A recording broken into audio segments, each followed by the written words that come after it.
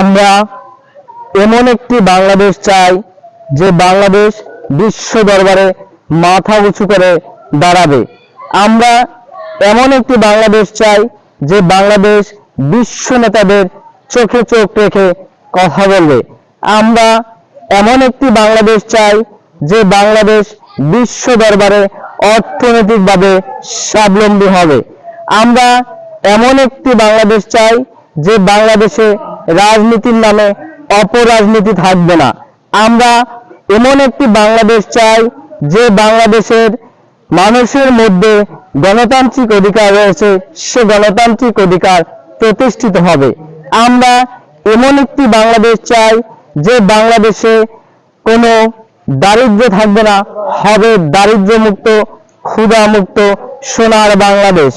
আমরা এমন একটি বাংলাদেশ চাই যে বাংলাদেশ হবে বিশ্ব দরবারে পরিচয় দেবার মতো বাংলাদেশ, যে বাংলাদেশ হবে বিশ্ব দরবারে সবার আগে বাংলাদেশ।